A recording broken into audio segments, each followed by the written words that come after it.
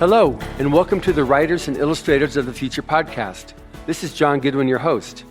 This podcast is dedicated to the aspiring writer and artist and will provide inspiration and tips from top professionals in the field. Today's guest is Philippa Werner. She's the Director of Strategic Partnerships at ScribeCount, and I'm here at Superstars Conference, where I met her today, and I became immediately fascinated with what this is all about. And I think anybody who's either an aspiring writer or artist or an established writer and artist will do well to listen to what we're going to be talking about. She's the public face of ScribeCount, overseeing the customer interaction, content, and overall service side of the company. And her main goal is to reduce friction from all the subscribers. Now, what they deal with is royalties, collection thereof, and making sure that you don't miss out on any royalties that are due. So I'm really excited about this. I'm very happy I was able to meet her here. And so with that, welcome, Philippa. Thank you for having me. Absolutely. So the whole need with intellectual properties and with their books or their art, they get royalties. That's how you make your living, on your royalties. So how much is it a problem? Well, just as a general thing, and then we'll get into the fact that people don't realize how much of a problem it is, quite possibly. How much of a problem is it on people not being able to realize royalties due? There's a couple of problems. So one is the sheer amount of time it takes to be collecting them. There are a lot of indie authors that were spending several hours per day collecting their royalties because they were on several different platforms. When you have a limited advertising budget, you are trying to pivot very quickly. And that means that you need to know what is going on, which meant that they needed to be on top of the royalties every day. It was cutting into their writing time. It was cutting into their just being a human time.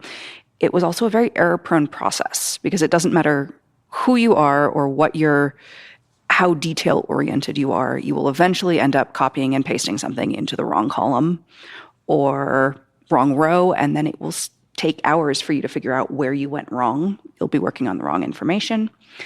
So as much as you can smooth that out and automate it, that's good. It gives you time back for your art. And then there is the issue of when you're looking at a sea of numbers, you don't always catch things. And so there are two aspects to that. One is that being able to visualize it gives you a different picture. There are some people that can look at a column of numbers and picture the pie chart in their head. For most of us, that's really not true. And so seeing it on the page is it's genuinely different. And so there are a lot of people that are worried about distributing wide because Amazon is, the behemoth. And so they think, well, I'm afraid to move away from it. It's going to be a lot of work. And even I, who had been involved in ScribeCount since the very earliest versions, it was a revelation seeing how much was coming in from Kobo and Apple. And it really does hit differently. And if you can visualize your royalties, for instance, against your day job, or look and see, wow, I am making a huge amount in paperbacks or audio, or it gives you an idea of where to go. And then, as you mentioned, missed royalties. One of our biggest success stories so far has been someone who we went back and forth with because they were saying, you got the payment data wrong. I'm like, well, obviously we want to fix that. And it turned out that a platform that I will not name had missed paying them a whole bunch of royalties. It was genuinely a mistake, an oversight, but because we had pulled the data out of their database, they were able to go back and say, hey, I never got this payment. And that was wonderful. Like, that was a great day that we got that email from someone. Right. So now with ScribeCount, I know that the way that an author or an artist makes their living is on royalties. You get an advance, but it's advance on royalties. So it's still royalties. So what makes it so important to have something like ScribeCount to use as a tool? And we have an hour here, we're going to be discussing different aspects of this, but initially, what makes it so important as a tool as compared to just keeping your ledger there and just, okay, good. So I've got my books here and I will get them here. So I got my statement. So this is my royalties. And Yeah, it's almost like using a trope in your writing. You can go farther because you've used the shorthand. So if you take less time collecting the data, you can do more with it because you simply haven't spent all of your brain power on clicking through on this rote repetitive task. And you can go farther, and because you've collected it differently, you're much more easily able to see anomalies and just pick out different things and run with them than you would be if you were spending those hours collecting it, and then it's, the end of the day and you have to sleep at some point. So yeah. So now, like, you can file income taxes, you can do the basic, okay, here's my W-2 forms, and I'm not going to get into all that other stuff. I'm just going to file it basic and submit it and be done with it.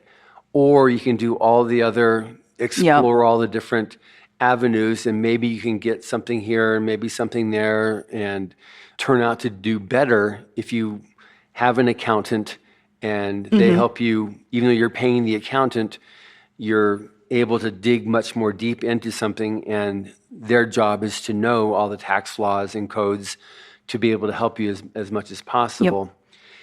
Is that a fair comparison to what you are? A little, yeah. And I want to be very careful. So part of my background is in finance. And we did briefly discuss, did we want to be working with any tax forms? And no, we did not want to touch that with a 10-foot pole. But we have discussed the fact that people's accountants can talk directly with us, and they can print out one report for their accountant. And so that then makes their accountant's job easier. It means the accountant can spend extra time looking for deductions and all of that. You can also track your expenses, which makes it easier to tag to different things. And yeah, it takes, even if you're using TurboTax, not having to go through and have just a guess of what you're going to have to set aside for taxes or any of that. You can do a one click and say, okay, this is how much I've made this year. This is about how much I'll need to set aside. Or, I've just flipped up a tax bracket, or whatever it might be. Right. Okay, so now with scribe count, the obvious first question that came up when we talked, okay, good, so this sounds really cool, so what's it going to cost me? Yep. So I'm a poor, starving artist. I'm just making it. I'm getting it out there right now. So I got my first couple books out there, and I've got different places there. So what's in it for me? And Randall and I both got. I don't think there's anyone in the industry who didn't get a ton of help at the start, and we both did, and we both wanted to pay it forward. So newbie authors, up to $1,000 a month in combined royalties, free. Always free. Wow. So if I sell whatever books, that's like $12,000 a year book income, or royalty income rather, not book sales, but actual royalties on my book sales. It's free with you if it's $1,000 a month. That's crazy. Yes, we have had some pushback from our accountant, actually. But it was important. It's one of the things in the community that's really important. And so it was necessary that we say, it's even more important when you're just starting out, or say you burned out, or you had a health crisis and you're just coming back in, and maybe you were making $10,000 a month before, and now it's $1,000, but you don't have to pay for that month. And, if you flip up a tier, yes, absolutely, you'll have to pay. But then it really is a community thing, because that if you're in one of the paying tiers, you're helping provide it to the newbies. And that's very important to most of our customers as well. So, okay, so what is that tier? So now I got my royalties, and I'm making. So if I'm making $5,000 a month, there's $60,000 a year. So that's not too unreasonable in terms of a mid-size author there. So how would that go? So between $1,000 and $2,000 a month, you'll pay $15, and then $2,000 and up, you'll pay $20, or you can $20 per month. And how we do it is at a 2-month lag, so that we account for things like returns, and exchange rates and make sure that, we're not charging you when we shouldn't. And then if you flip up a tier and the next month you're down, you can flip down. If you are almost always in the paying tiers, you can just shorthand it, do an annual subscription, works out to $15.41 a month, and then just not have to worry about it every single month. Right. But yeah, so the max it costs is $185 a year or $240 if you pay month by month. Wow. That's great. So now, if a person, he's written some books, he's got them out there, he's not just in Barnes & Noble and in Amazon and in Kobo in Canada, but he's also now he's got his books there in South Africa, he's got it in UK, he's got them in Australia. How do you guys fit in with that? So it depends. If it's a distributor that we draw from, then that will show up in our map. So we have a map down at the bottom. You can see where you are selling books. And if suddenly something pops up and you're like, wow, I sell a lot of books in South Africa, I should do something with that, you have that information. And if it's something that's coming in from a platform that we don't have yet, you'll want to do two things, which is you can upload those royalties manually and then email us and say, wow, I really wish that you would pull these royalties automatically for me. And then we can reach out to that platform and say, hi, some of the authors that are selling via you would really like to combine forces. This is good for everyone. What can we do together? Let's get our developers in a room with yours. So wow. Okay. So now ScribeCount's been around for how many years? About a year now. About a year now. Last January was when we launched in 21. Okay. So how many countries are you reaching into now? In terms of our user base or in terms of how you collecting data? So in terms of currencies, I believe there's 12 or 14 currencies that are coming in. The biggest limiting factor is usually where the big platforms distribute to. So there is definitely a dearth of Central African, particularly Southeast Asian, Eastern European distribution channels, but places like Draft2Digital are always working to get, the next Tolino or anything like that. So as they expand, we expand. Right. Yeah. Oh, good. So now it seems like it's for a company, you need to have a lot of savvy on numbers. So how'd you put this together? Because obviously royalties is very important into when you get into number crunching, you can make numbers sometimes. Yep. It has a bad name. You can make numbers say anything sometimes. So how is it you guys are able to put this together in the first place? And then what was your major attraction to it that made you so important that you're now the director of strategic partnerships? Well, Randall had ended up building. Randall is our CEO, thriller author, Randall Wood. And his major impetus is that he had been waiting for several years for someone else to build it because he just assumed like it was a big need, and it kept not getting built. And so he moved forward. He reached out to me. We knew each other from an author community, and I had burned out on math in high school, went back to it in college, and was at that point, as my work-study job, tutoring it to people, and realized that there are very few, I would say almost no people in the world who cannot do mid-level statistics. Not basic statistics, mid-level statistics. And it's simply that the jargon has become loaded with so much emotion because people are trained to believe that if they don't get a mathematical concept right off, that they never will be able to, which is absolutely false. And so it was very important to me that other people not miss those years of being able to work with data like I had, and not, feel badly about themselves, understand that, because we're working with immensely creative people, right? And so they have absolutely what it takes to come at a problem as many ways as they need to figure it out. And so to be able to say to authors, you're not a business person. You're not just a creative. You're not set up to do this. you have at your disposal all of the intellect and all of the skill needed to turn your career into your ideal career. Because one of the other things that had happened was Randall and I were part of a cohort where a huge amount of us burned out in around 2016 to 2018. And these were people that had just been pushing, hustle. And we were all trying to prove that we could do things as well as the big publishers and do our own covers and do our own marketing and all of that. And I, at least personally, burned out trying to have someone else's dream career. And it wasn't until several years later that I realized that wasn't the career I wanted to have, and that was part of the burnout. And so when we're providing the data, what we're saying is, here's the information. Go use it to move in your correct direction. And so that's a very big thing with statistics. So the data are not reality, right?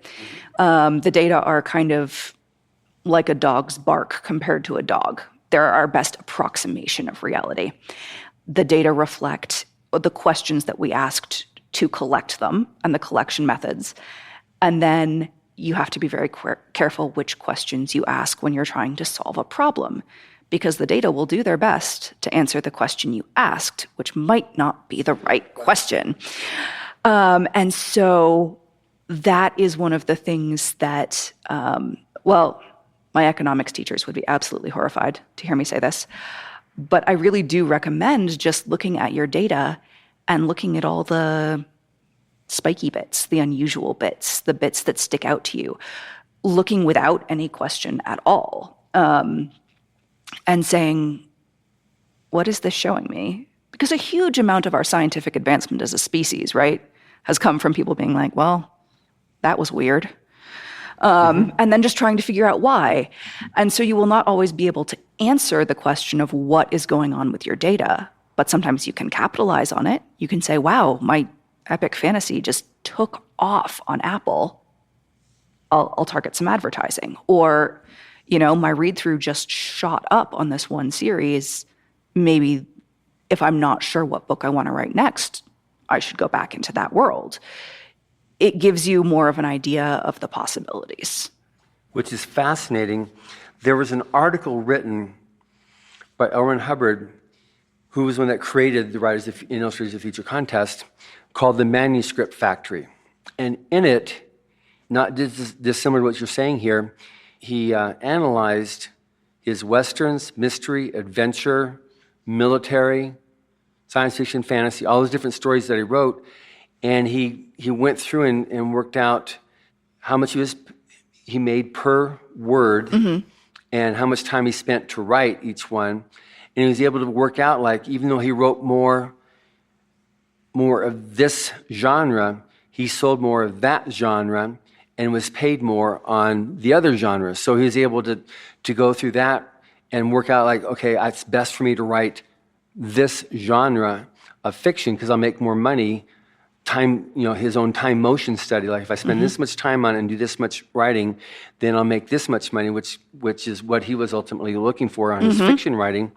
And so that's, when I saw the charts that you showed me on your site there, or I'm assuming it was on your site there, it's fascinating. Those of you listening, like, it's the website is called scribecount.com, scribecount.com. And there's charts in there you can really drill down and find out either if you write multiple genres, because again, Hubbard used 15 different pen names. Sometimes some of the magazines had 3 different stories from him under different pen names because he just wrote so much.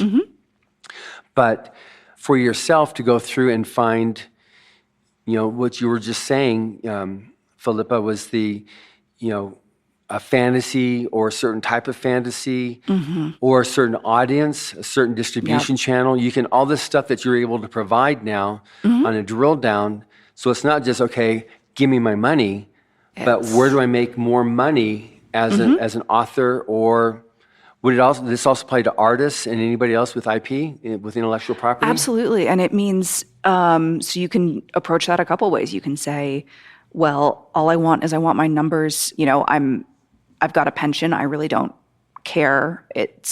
this is my measure of how I'm doing and how many people I'm reaching. Or you could say, you know what, I want my spouse to be able to retire. I need to know where I'm making the most money per time. Or it could be, I write in 2 genres. One of them I absolutely adore. The other, I write because it makes money. How much of that second one do I need to write to fund my other writing habit? And so you can do anything. You can go anywhere with that. Say, you're an author, but you also do, custom moose training on the side. And you want to have an example of how much royalties you make compared to your moose training. You can input all of your consulting fees. Moose training? Yes. You train 4-legged animals too? Yes. It would be a terrible idea to try to train moose. Okay, good.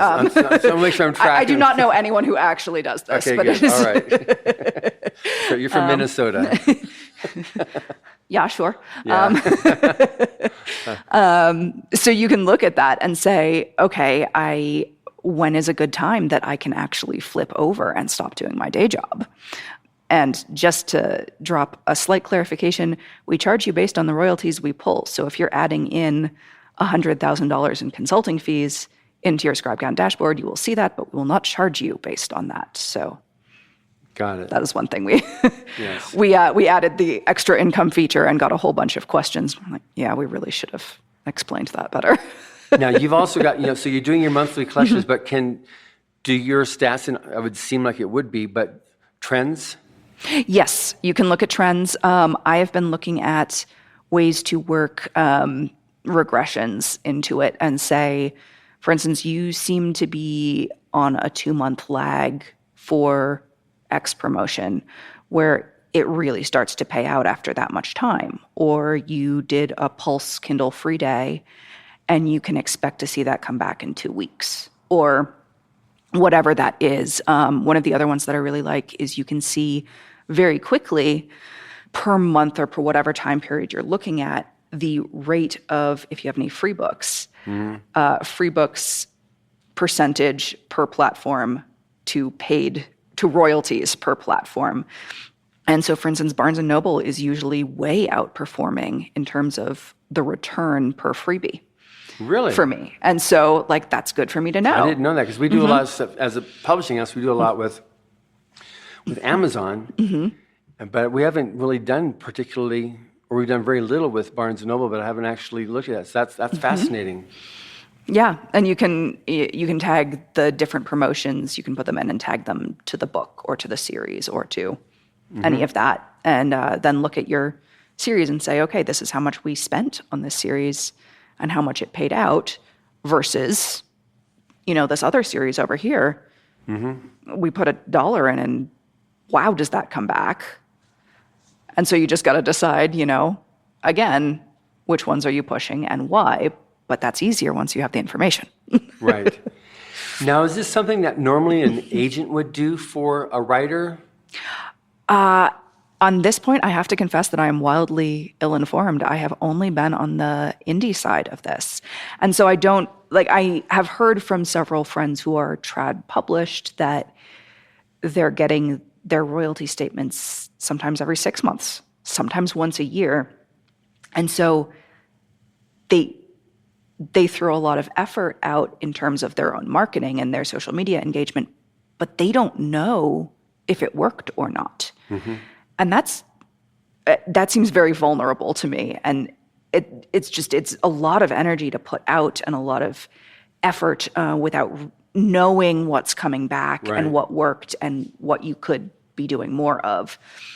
So as an indie artist or an indie author, then this is really something that would benefit them on being able to track what they're getting. But it's not just here's a means of, now do you actually collect the royalties, or do you make sure that they say, okay, I got this X number of dollars, and you make sure that that's the actual correct thing that they got? So what we do is we pull out of, it's a browser extension. Randall and I had both had trouble with places that said they were not collecting certain kinds of data and were. So we handed our developer an impossible task and said, no cookies, no logins, no nothing. no caches of data, no. And he, to his credit, did not stab us. And made it work. And so it pulls the data in not from the dashboard that you see if you go into, the Amazon KDP. It pulls from the database that is supplying the dashboard, which is often updated much more quickly, which has led to an erroneous belief, which I told Randall we really should run with, that scribe count can see the future. Because people would say, oh, well, you said I had these sales and I couldn't see them yet. And then yesterday they showed up. Like, Randall, go with it. We can see the future. But so we're pulling the royalties in there, and it allows them to come in every 15 minutes or so, except for things like Apple, which only update once per day. And they can pull that in easily and then filter it very easily. Well, that's how the Rothschilds captured the banking market. Is they had somebody on a horse making it back after battles. Before the news got back, and so they were able to do all their manipulations before the rest of the people knew. So it is a factor. Clever. Like it's like the data. The better right now, in information. an age when data transfer is virtually instantaneous, to have areas where it's not instantaneous. It's like when you put a loan through, when you deposit money in a bank and it takes a day or 2 days for it to clear. The bank's making money on it right now, and the transfer doesn't go through for another 2 days. Yep. So that's money that they're making going through there that you're not seeing. So right now that you're able to see that instantaneously, you can be a lot more efficient on Absolutely. knowing if you're doing the right thing or not. Because it's also on social media and on campaigns, a day or two can make a huge difference. Absolutely. And you don't want to be, most people are working with a limited ad budget.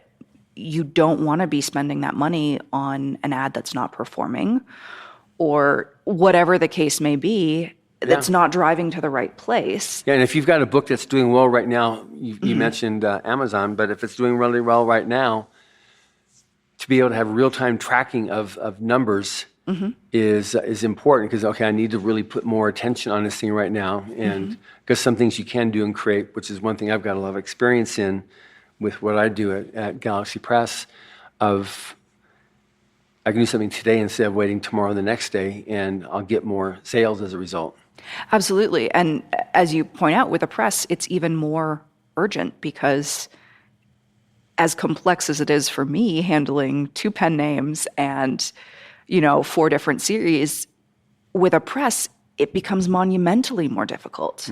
And so looking at, yes, we have individual level data analysis, but what does a small press need? And so that's one of the things that we're branching into now and developing, is saying to people, what do you need to be able to do with one click?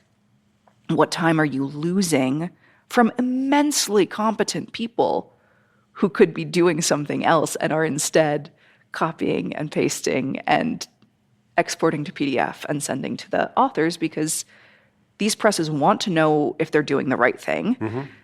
They want their authors to know what's going on. And that's just, it takes forever. And so. Yeah.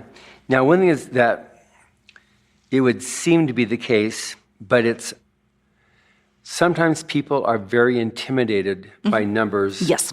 And the more numbers they see, the more intimidated they are, to a point of just saying, I want nothing to do with it. I can't deal with this. I don't know how to do this. So let's talk about that a little bit. We have a very strange approach to mathematics instruction in, I would say, most of the world, where if someone has trouble with reading, tutors are brought in, different reading techniques are tried, all sorts of things. There's this very robust teaching. And then if the same thing happens with math, it's as if people just get told to drop out, and they've that reached brain the limits. Was never formed in your head. Yup, exactly. And it took until I was in college and had one of my teachers saying to all of us in this baffled voice from the front of the room, no one came to my office hours. And I thought, well, maybe they're all just a lot smarter than I am, because math is hard. And then I got all of your tests back, and apparently you don't all understand this, so why are you not coming to me for help? And we all had to explain, because you're not supposed to admit that you can't do math. You're just supposed to sort of soldier through and do the best you can. And it took, a mathematician who charts bird flight patterns saying to me, but this is hard. It takes a lot of thought for me to realize, there's no natural stopping point in your ability. You just have to focus, in the same way that you don't always get a sentence right the first time you try to write it, or a chapter, or whatever it is. And so to approach it creatively. But that was a learning experience for me. And so what we are doing a lot of trial and error with is finding ways to make people not, retreat, and say, please believe me, that you can do this. And so at a lot of the starts of my talks, it will be, you may want to be having a panic attack right now. You may want to be crawling under the desk. All I need is for you to trust me for about 5 to 10 minutes while I tell you about this a little bit. And so it becomes a sort of, you don't have to believe in yourself. I will believe in you for the next little while. Just trust me. And it's a little bit of, I don't want to say exposure therapy, because that's a very specific thing, and I am not a therapist. But to get through looking at a database or a spreadsheet or a graph and realize, oh, actually, that was fine. I didn't burst into flames and die. And here we are, and I now know a thing about my data. And but now, too, you've got the ability yourself. You've overcome that hump. Mm-hmm. So you're also able to formulate and present data that can be understood by others, and you've made it user-friendly enough so that anybody who heretofore has been very intimidated by charts and rows and rows of numbers can then go and look at it and just see, I want to know which I should be writing more, and they can actually take the cursor, put it over something, click it, and there's the answer. That to me I think is fascinating, especially to people who are intimidated by numbers and are not interested in dealing with their number issues. They just want to know, am I getting all my money? And is there some way I could be more efficient with what I'm writing to make more of it? Because let's also be honest, when you're doing something in Excel, if you're doing this every day, it doesn't occur to you. And even if you're doing it for the first time, it doesn't occur to you. But say you're trying to do one of our reports in Excel and approximate that, and you go in and you have to put it in the spreadsheet and then label the columns and then figure out what it is you need to do, which is probably a pivot table. And so you have to That's a thing in the computer. And then you have to go search online for where in the menu is the pivot table.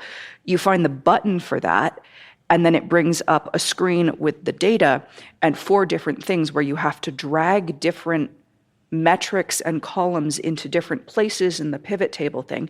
And so you've now had something like 5 different skills you needed to learn in order to do this.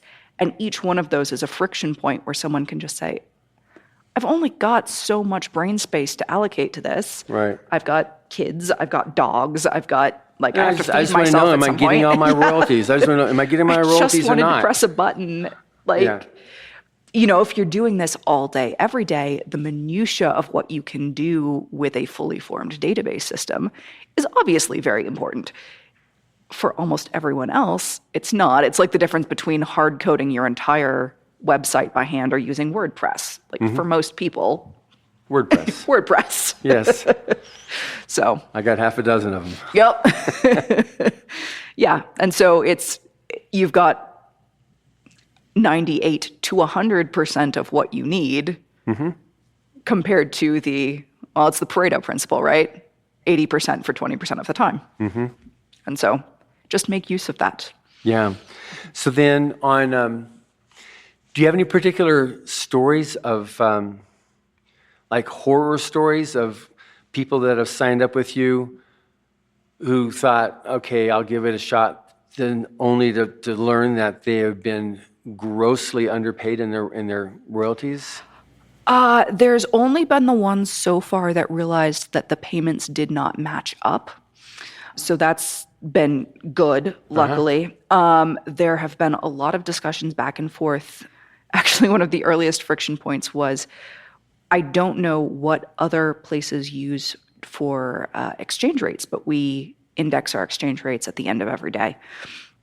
And so we got a lot of people that came back to us and said, your numbers are wrong. And we said, okay, what are you checking them against? Where is the discrepancy? And they said, well, it's not showing up the same way on this other thing. And we said, okay, so it's, 2 months past ago, you've been paid, and we're showing a different number than you got paid. And they said, oh no, it was yesterday's sales, and it's not showing the same number as this other aggregator. And we had to say, okay, well, those exchange rates haven't been set yet. So there's been a lot of education there around, you log into Amazon and they're showing you the dollars and the pounds and the rupees, and they don't do any of the conversion there. And so when you're trying to get an idea of where things are going to shake out, you're using whatever your system is for estimating Kindle page reads, for instance, or because that fluctuates each month. Looking at the exchange rate, which is interesting because there is a clause in there that they can pay you whatever exchange rate seems good to them at the time. And usually that's very close, but still.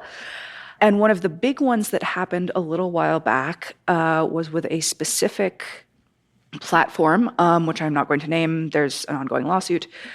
But there was a glitch in the reporting, which allowed people to see how many returns had been allowed, and that they were losing 75 to 80% in some cases of the money they should have been getting, because it was built into the advertising for that platform that when you were done with a book, you could just return it and use the money for a different book, because they didn't care. And it wasn't their royalties that they weren't getting paid. And it was a glitch that let them see that.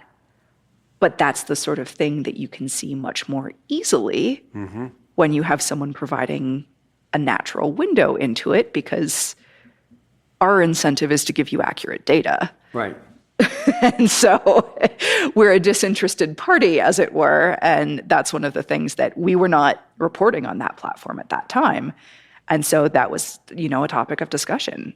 What would have happened if we were reporting on there, and looking at that platform now and saying, okay, so when we're looking at how each of the platforms changes over time, almost always because they are trying to serve their users better. And then we need to go through and adjust our software to accommodate that. But what are we catching that people might not necessarily be super excited for us to get? So you're not talking about the author side. You're the author advocate at this point now. And saying, because it's wonderful to have these author groups, right? Because people could go and say, wow, I'm seeing all of these returns on this platform. Can anyone else go check right now? Because I've never seen this before. And have everyone go check and then communicate with one another, and be able to say, I know what my royalties should be because I know how many units I moved on Tuesday, and suddenly it's showing up as a quarter of that, 10% of that, 15% of that. What's happening? This is happening every day. Information is power. Absolutely. So are there any other companies that do what you do? There are a few that do parts of what we do. So there's one that is just for Amazon. There's one that does a couple of the platforms. There are some that are like part publisher, distributor, part aggregator, but we are so far the only one that's doing all of the platforms we're doing. And then we'll be adding in the print, the audio, and the ad tracking as well, the automatic ad tracking. So right now you obviously track Amazon, so that means automatically you get Audible as well? We do not get Audible automatically. We also do not get Vela automatically because that is only available in the new Kindle dashboard and is not feeding into the reports the same way yet. So that is one hole. We were just about to onboard Findaway, and then Findaway was acquired by Spotify, and so obviously they're revising things on their end, and we want to make sure we're not tripping over security protocols or anything like that. It's much better when you can work with the platform. Draft Digital is probably the gold standard for people that worked with us to get all of the data coming in. And let's see. So Barnes & Noble, Apple, Draft Digital, Smashwords, which is now Draft to Digital, Smash to Draft, whatever they're calling themselves now. And Kobo, Google, and Amazon.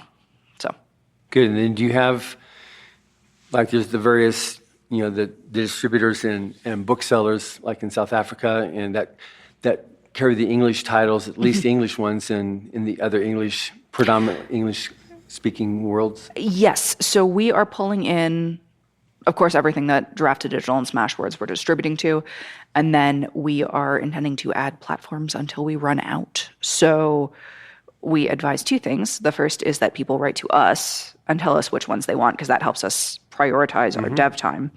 But that also at events like here at Superstars, that they creep up behind the people who run those platforms and just like whisper scribe count in their ear to sort of help the process along. Right. Because of course it's self-publishing and is becoming a more mature industry. There have been failures, there have been breaches of trust. And so when you're cold emailing someone and saying, hey, I'm ScribeCount, I help people figure out their royalties, they very correctly look at my email and say, I'm sorry, you want to do what with our user data? That's valid. Absolutely. Check my credentials. But so getting to know people and being able to come to things like Superstars and say, hey, I'm an actual person that you can talk to, and being able to talk to readers and authors, just going around at 20 books was great. I was able to say, hi, I'm with ScribeCount. What can we do better? What are your problems with data collection? And just, it's wonderful. It's a wonderful community.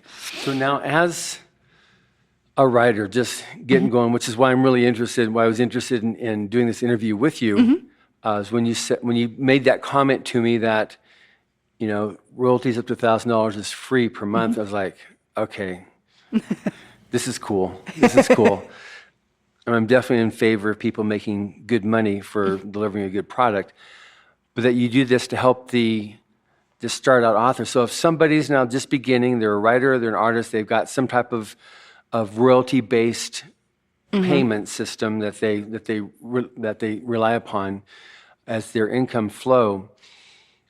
What do they do? How do they reach out? Was there a form they have to fill out, or do they have to? They get a special key code ring that they have to click 3 times? That would be super cool. Yeah. I would love that. Probably too difficult to manufacture. Yes. But yes, what they can do is they can go online. It honestly, you can set up in about 5 to 10 minutes. You download the browser extension. There's the 2-week free trial anyway.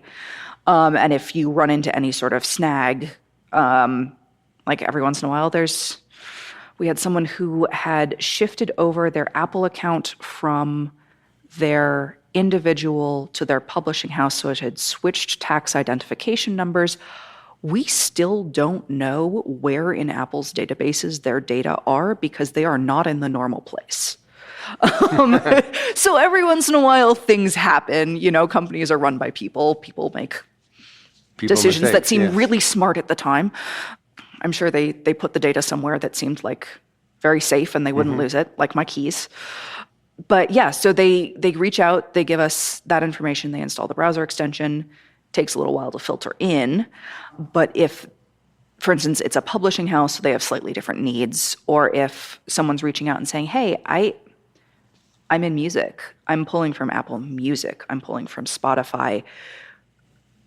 Can we work together on this? Absolutely reach out. I mean, it's an adaptation of existing development, and I have yet to find any correlation between what I think will take a lot of time and what actually takes a lot of time in terms of dev. So it seems about 50-50 that I'll go back and say, can we change the color on this? Like, we really can't. Versus, can we add this super impressive feature? And they're like, oh yeah, I'll just get back to me in 20 minutes and I'll have it done. Like, okay. So I always like to have people come talk to me because I never know. We might be able to get you what you need today. We might be able to get it to you in a month. And yeah. Mm-hmm. So now in this last little bit, we just expanded to music now too, which I wasn't even thinking of that. So we got music, we've got art, there's obviously books, and it could be the print books, it can be the e-books. Any other type of properties that you will deal with? We are willing to deal with pretty much anything. So if you're selling merch via your site, we're willing to import that. So say you've got a Redbubble site or you've got PayHip, we're working on importing PayHip, and you do direct sales on your site. We'll import all of that data as soon as PayHip is up and running. And, obviously we'll have, usually when someone reaches out to ask about a platform we haven't worked with yet, we'll say, are you willing to be the test case? And, be on Zoom with us and have us see your data and make sure that we're pulling all of it. Mm-hmm. But yeah, there's no inherent reason that this couldn't adapt into other things. And it's always just having a large enough cohort to know that we aren't throwing dev resources down the drain. Right. And only together can we all make that decision. So sure. Now, obviously, you're getting a lot of very personal, very private data for these people. So why should they trust you? Why should they not feel like, okay, is there any reason why I should say, okay, yes, I'm going to trust these people with all this data, which is for me, very important and could be very damaging. Mm-hmm. So there's a great deal of data that we don't get. We don't get your tax identification number. We don't get your banking information, anything like that. It's pulling solely out of the royalties. We, for the exact reason you mentioned, do not handle our own encryption. We give that to Microsoft Azure because they've got whole teams dedicated to that. We're not going to try to beat them at that game. They've got a whole bunch of people working on hacking. All of the data are stored so each user's data is stored in a different table, all encrypted with different keys. So yes, someone could theoretically get all of the Azure data, spend several years trying to crack it, at which point it would be several years out of date, but they would never know whose it was because it's a set of numbers. We also set it up so if something were to happen to our developers tomorrow, absolutely we could keep the company running, but Randall and I do not have access to the tables that show other authors' royalties. So when an author will write in and say, I think there's something going on, I'm not getting the correct royalties, I interface with a developer to get the very specific piece of information. I don't, go into the tables and see that because I'm another author, and I'm not going to set up that conflict there. I came out of finance, and so I was handling incredibly sensitive information, and that was very important to me to start with. It was also very important to Randall that, of course, we not be storing cookies, login information, any of that. And we made sure that we had a button put on so that you can log in, import all of your data, run whatever reports you want, delete all of your data so nothing is on the Azure servers at all, and log out. And then there will be nothing there until the next time you log in and hook up whichever platforms you want to hook up and pull the data back in. What we genuinely were not expecting was the number of people who came to us and said, I actually don't care if you have my username and passwords. I don't want to re-log in. I don't want to push more buttons. And we were blindsided. Like, being in a customer-focused group, you have to listen. And so what we've been very honest with them about is we're trying to find a way to do this that doesn't violate our own principles of data collection, that is very clearly an opt-in and remains safe and secure. We hear you. We want to give you what you want, but we also want it to be safe. So give us some time to figure this out. And I certainly was not expecting that feedback, but that's one of the reasons you keep open channels, right? Exactly. All right, so we've established now that we've had some of the horror stuff, but what are some of the, I guess, that your clients, what are common comments that they make that make someone to continue on with you? One of my favorites was from someone who said, it is faster to get my data and it is more accurate than going to the source, because when I go to the source, I'm looking at the dashboard, not the reports, not the databases. So going to scribe count is actually an easier way to get more accurate data than going to each of the individual places, which is great. That's knocking it out of the park. That's exactly what we wanted. People who are saying, I'm realizing that I can spend more time writing stuff that I love. That's wonderful. People who are brave enough to take the leap because they know that they can see if they're leaving Kindle Unlimited, for instance, that's really scary. It is a situation where you're losing rank. Your Amazon sales are dropping off a proverbial cliff. And when you can't see the other sales starting to come in, it's doubly scary. And so when they can see, oh yes, but here's Barnes & Noble, here's Kobo, here's Google, it becomes less of a torturous emotional experience, which is nice, frankly. It's just nice. And so having people say, I've been able to make X decision. I've been able to strike out on my own with this. I was able to, sometimes it's not even writing. I was able to take up XYZ and or spend these other 4 hours per week with my kids. It's really nice. Like, it's just, we all have so much that we're trying to do. I have yet to meet a more workaholic group of people, and you would think my family would give them a run for their money, but indie authors are something else. So having them say, oh, I can actually breathe a little bit easier. I took a little bit off my plate. How often does that happen? And so that's been really... that's great. Yeah, having, burned out to the point that I was hospitalized at one point. It's like, please avoid my mistakes. And watching people hustle less is really good. That was one of my goals. So what is the overall objective of scribe count in terms of what your end game is, or if you have an end game yet on what you're trying to do with the company? Basically, we want a wider range of people to be able to make informed decisions, both in terms of having the data to do so and then the training to do so, and say, here's where it's worth it for me to spend my time. Here's where it's not worth it for me to spend my time. I don't need to do it all.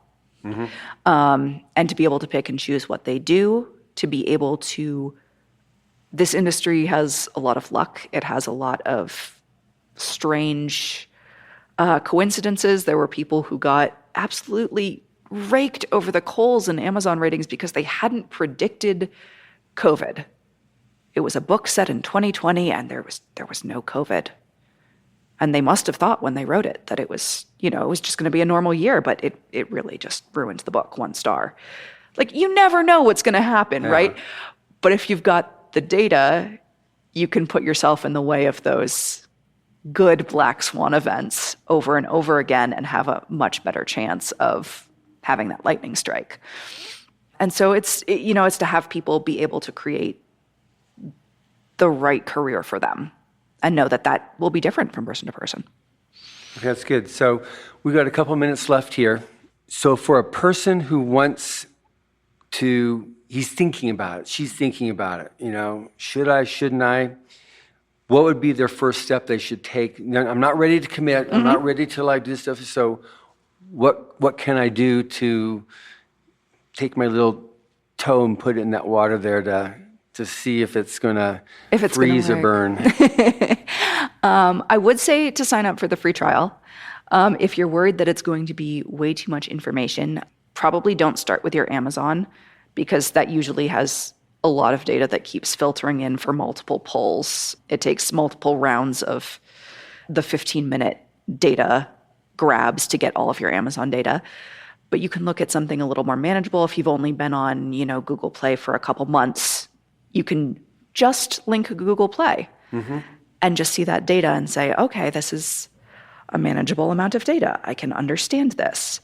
But I've been writing now for a couple of years, and I'm a bit confused on this stuff here, and I've heard horror stories, but I don't really know, and I don't know enough about it. I get my statement comes in every 6 months, and it's like, I don't know. I guess I have to trust them, don't I? So, what would you suggest is like a way to? That is a little bit of a thorny question, because of course, when you're getting your royalty statement from a traditional publisher, you're not getting that information via your own logins. So we can't pull that specifically. What we can do is we can help you display it better. And so I absolutely recommend that people who have come from the traditional publishing side reach out to us. And even if you're an independent publisher, absolutely reach out to us as an author and say, I have no idea what I'm doing. This whole thing makes me want to breathe into a paper bag. I've heard horror stories. How do I know this is safe? I read your FAQ, but I don't know. I want to make sure where my data are. And then we have concrete questions. They can Zoom with us so that they can see that we are, in fact, real people. And we can say, okay, here, bring up your browser, look in developer mode. Here, you can see here in the code, and you can Google that code, and you can know what that code does.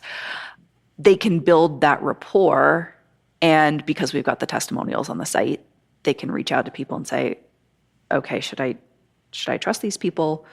We've got more and more author communities. So I would say pretty much whenever there's a data-focused author service, one of the first things you should do is you should go online, Google them, see what the reviews are, see if there are complaints, go into author forums and ask about them, search and see if the topic's been brought up.